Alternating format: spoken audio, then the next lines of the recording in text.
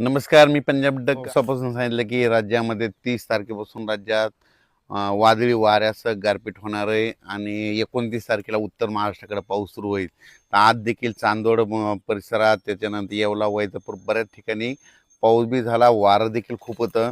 म्हणून शेतकऱ्याला परत एकदा आज सांगतो की ज्यांचा कोणाचा कांदा असेल, गहू असेल, हरभरा असेल, तर तुम्ही काय करा, उद्या आणखीन दुपारपर्यंत वेळ आहे. म्हणजे उद्याच्या 30 तारखेपर्यंत दुपारपर्यंत वेळ आहे. तुम्ही तुमचा कांदा असेल, गहू असेल, हरभरा असेल काढून झाकून ठेवा.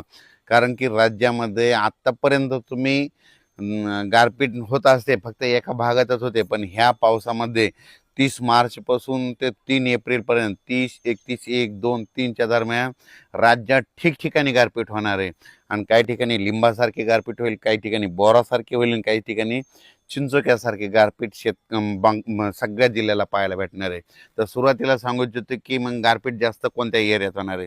तर सुरुवातीला आपण उद्या 30 तारखेपासूनच राज्यात पाऊस सुरू होईल. पण हे पाऊस तुम्हाला सांगू इच्छितो, नंदुरबार जिल्हा झालं, धुळे जिल्हा झालं, नाशिक जिल्हा झालं, जळगाव जिल्हा झालं, त्याच्यानंतर अहिल्यानगर, इकडं संगमनेर तालुका, त्याच्यानंतर मुंबई ठाणे, आपला मुरबाड ते परिसर, पालघर त्या परिसरामध्ये, कोकणपट्टी म्हणजे पालघरपासून ते डायरेक्ट याच्यापर्यंत कुडाळपर्यंत संपूर्ण कोकणपट्टी ह्या परिसरात देखील पाऊस पडणार आहे.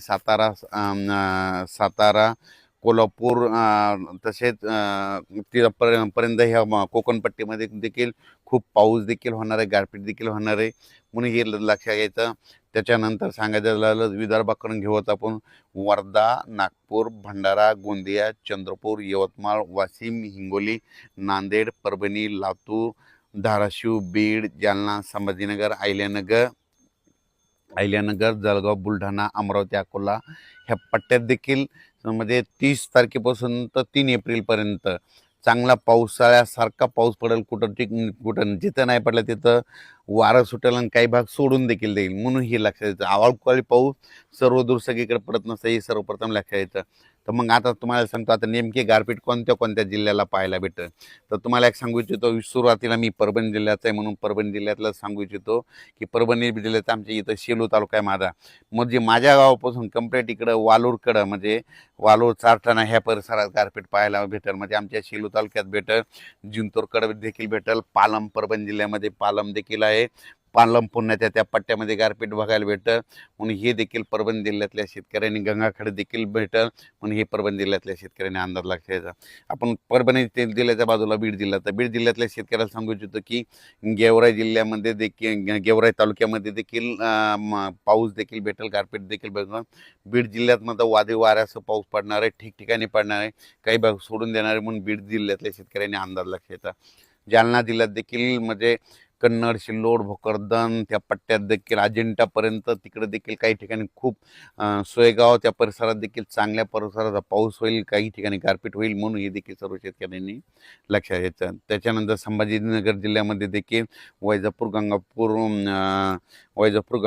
ह्या पट्ट्यात देखील चांगला पाऊस देखील होईल, गारपीट देखील होईल. म्हणजे संभाजीनगर जिल्ह्यामध्ये चांगल्या प्रकारचा वादळी वाऱ्यासह पाऊस होणार, काही ठिकाणी गारपीट देखील पाहायला होणार नाही. म्हणून हे लक्षात घ्यायचं. अहिल्यानगरमध्ये देखील खूप ठिकाणी गारपीट पाहायला भेटेल, काही ठिकाणी वारं सुटेल, कुठं पाऊस पडेल, काही ठिकाणी निरंग देखील राहील. संगमनेर तालुका, त्याच्यानंतर पुणे जिल्ह्यात देखील जिल्ह्यातल्या शेतकऱ्यांना देखील गारपीट पाहायला भेटेल. म्हणून हे देखील पुणे जिल्ह्यातल्या सर्व शेतकऱ्यांनी आपण आपला कांदा असेल, गहू असेल त्याचं काळजी घ्यायची. सातारा जिल्ह्यात देखील गारपीट पाहायला भेटेल. त्याच्यानंतर कोल्हापूर जिल्ह्यात देखील काय गारपीट पाहायला देखील भेटेल. त्याच्यानंतर इकडं बुलढाणा जिल्ह्यात देखील घाटाच्या खाली इकडं म्हणजे सिंदखेड राजाचं त्या परिसरात गारपीट पाहायला भेटेल. त्याच्यानंतर अकोला, अमरावती तिकडल्या जिल्ह्यात देखील गारपीट पाहायला भेटेल, पाऊस देखील पडेल. त्याच्यानंतर वर्ध्याकडं हिंगणघाट त्या परिसरात देखील गारपीट पाहायला भेटेल. त्याच्यानंतर सांगायचं झालं तर इकडं यवतमाळ जिल्हा, माहूर तालुका त्या परिसरात देखील काही ठिकाणी पाऊस, काही ठिकाणी गारपीट पाहायला भेटेल. म्हणजे सांगायचं झालं तर खूप ठिकाणी म्हणजे हे पाऊस काही ठिकाणी पावसाळ्यासारखा पडेल, काही ठिकाणी रिमझिम पडेल, काही ठिकाणी सोडून देखील देईल. पण राज्यात मात्र 3 एप्रिलपर्यंत राज्यात हे अवकाळी पावसाचं सावट आहे. ही सर्व शेतकऱ्यांनी लक्षात घ्यायचं. तर माझी एक महसूल विभागाला विनंती आहे की ह्या म्हणजे 30 मार्चपासून तर 3 एप्रिलपर्यंत खूप ठिकाणी गारपीट होईल म्हणून शेतकऱ्यांचे जे झालेले नुकसान आहे त्याचे तुम्ही पंचनामे करण्यासाठी सतर्क करावे आणि सगळ्यांचे जिथं जिथं गारपीट वादळी वारं होईल, शेतकऱ्याचं नुकसान होईल, सगळ्यांचे पंचनामे करून घ्यावेत ही माझी सर्वप्रथम महसूल विभागाला माझी विनंती राहील. कारण की ह्या पावसामध्ये खूप शेतकऱ्याचं नुकसान होणार आहे. म्हणजे हे पाऊस गुजरातला देखील खूप पडणार आहे, मध्य प्रदेश देखील खूप पडणार आहे, बेतूल बुरहानपूर त्या परिसरात देखील खूप पडणार आहे. त्याच्यानंतर इकडं तेलंगणात बी पडणार आहे, आदिलाबाद, धर्माबाद, हैदराबाद त्या परिसरात बी पडणार आहे. इकडं बसव कल्याण तिकडं देखील राहणार आहे, कर्नाटक देखील राहणार आहे.